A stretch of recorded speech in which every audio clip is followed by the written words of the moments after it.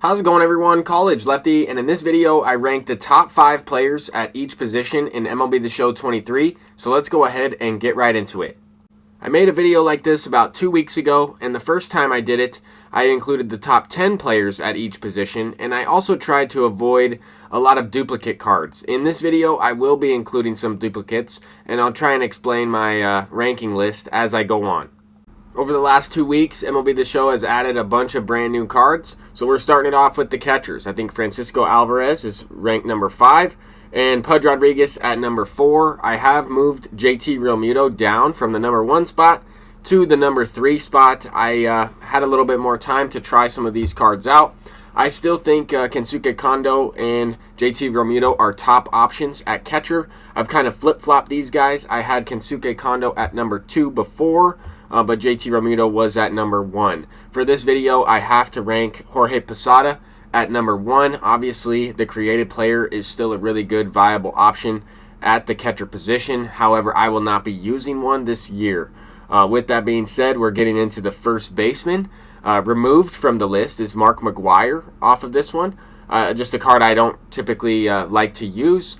Kind of reminds me of Frank Thomas. I think this Ryan Howard is a better option. At number 4, who has moved up a couple spots, in Jock Peterson. I think this card is extremely underrated, and if you tried that card out at first base, then you'll know that he plays really well with that clutch attribute, and you could probably use him in the outfield or at DH as well. I still think Munetaka Murakami is a amazing option at first base. He could also easily be a top 5 player at third base. Lou Gehrig is, to me, the second best first baseman in terms of options so far in MLB The Show, and Babe Ruth is by far the number 1 option. If you have to use both of these guys, you might have to move your team around a little bit, right? You might have to put Lou Gehrig at first and Babe in the outfield. But now we're going to get into second baseman. Now, I have Jazz Chisholm ranked at second base just because I think some of the other positions that he plays are more stacked. Right, second base, there is not as many options. Still a lot of great options, though. At number 4, I have Jeremy Pena. You might have Jazz Chisholm ranked ahead of Jeremy Pena. You might also have Robinson Cano on your list. I'm going with a slightly different approach in primarily shortstops playing second base in this rankings list. We have Elly De La Cruz at number 3. Ketel Marte is a true second baseman, but currently on my ranked team, he's playing left field. I just have to find a way to get him out there into the lineup. I think he's a top 5 player at all of his positions. But to me, the number 1 ranked second baseman is Francisco Lindor. He has great reaction, he's got a strong enough arm, and he's a switch hitter. I think personally, he's my best second baseman, but there are other players that I didn't list on the list that I have maybe at shortstop. So now we'll get into the shortstop list. At number 5, I think Ketel Marte is still a great option there, a duplicate as well. At number 4, Francisco Lindor, a true shortstop that I think has more value at second base or maybe even third base. At number 3, we have Derek Jeter. This card, I mean, kind of speaks for himself. I do think there are better shortstops in MLB The Show 23, and that's personal preference.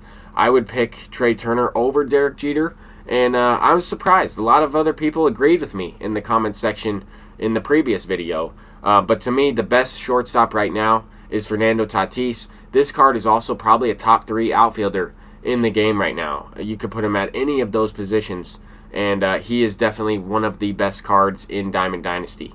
As we get into third base, I would probably use a couple other guys, but I wanted to include Eddie Matthews in at number 6 and Hank Aaron in at number 5. Personally, I might use, Munetaka Murakami ahead of these guys, or maybe even a different player. I don't have Hank Aaron, but he has always been really good in MLB The Show, and he has that third base as a secondary position. At number 4, we have Manny Machado. This card is really, really good. I wish he was a little bit faster. I also might even put that card at shortstop. But at number 3, we did include Munetaka Murakami for the second time on this list. I think this card will be a really good card for a very long time, having that 125 power. And if you parallel him up, that will boost up his vision, which will help with that timing window. At number 2 for third baseman, we have Francisco Lindor. And at number 1, we have Chipper Jones. I could have easily put Mark McGwire on the list somewhere, but I just don't prefer that card over some of these other guys. I could have also included maybe Gunnar Henderson somewhere on this list. I just did not place him on there.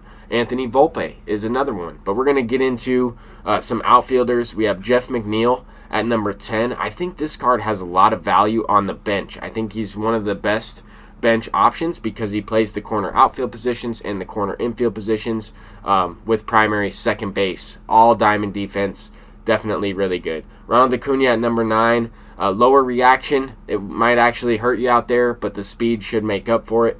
At number 8, we have Corbin Carroll. I think this card, even though he doesn't have the most power against lefties, kind of like Kensuke Kondo, does have a great swing. I would put him on this list just because of the complete player that he is. And then at number 7, I would actually rank Babe Ruth in the top 10 for outfielders. I would probably rank a couple outfielders ahead of him just based on the fact that they can play better defense and they're just more of a complete, maybe 4 or 5 tool player. At number 6, we have Torrey Hunter, brand new card added a little bit ago. And at number 5, Kyle Tucker. Kyle Tucker was in the top 5 in the previous video, and he remains there. This card is still really, really good. I would say I would probably prefer a few guys ahead of him, or maybe even a couple guys I have ranked lower than him, just because of the price of that card. But at number 4, Julio Rodriguez. At number 3, Sammy Sosa. I think these two cards are extremely valuable, extremely good out there. They both have, decent quirks. But at number 2, I have Mike Trout ahead of both of them. I still think Mike Trout could honestly be the best all-around outfielder. He's just so good with all the quirks, with his swing. I really like the way he plays, but I have to go with Ken Griffey Jr.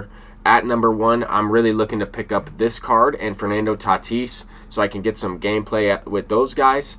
But we're going to get into the starting pitchers. At number 6, I have Dustin May. You might have a left-handed starting pitcher in this top 5 or top 6, top 10 list here. Madison Bumgarner is a really good option, but I have all right-handed starting pitchers here. At number 5, we have Yu Darvish. At number 4, we have Bob Gibson. And I have rearranged my top 3 pitchers in MLB The Show 23. I thought a little bit about it. I had Shohei Ohtani probably ranked a little bit too high. However, he does have some added value because you can use him as a DH. You can use him in the outfield. If you're using the captain boost for video game cover athletes, then that card will play really well out there at DH or in the outfield. At number 2, we have Pedro Martinez. And at number 1, I think the best pitcher in Diamond Dynasty right now and for a very long time will be Roki Sasaki. This card is absolutely incredible. He has the better hits in K per 9 than Pedro, a better pitch repertoire, and it took me a little bit to think about that one. As we get into the closing pitchers, I forgot to include Billy Wagner in the last list, and I also forgot to include Shohei Ohtani. I think both of these guys are still top 5 pitchers, or at least relief pitchers, closing pitchers in the game. Andrew Chafin is on this list at number 3. Kind of surprising. I was thinking about whether I would put him or Gregory Soto on the list. Personally, I would rather have a 99 control or 90 plus control and 90 something break slider with maybe a little less velocity. Eric Gagne and Josh Hader, I think, are the 2 best closing pitchers in the game. They're kind of interchangeable. I went with Hader at 1 just because of the increased hit per 9, the increased stamina, and he does have that 2-seam outlier pitch, which I thought was really good when I used him for the first time. But that's going to do it for this one. I'm College Lefty, and until next time, peace out.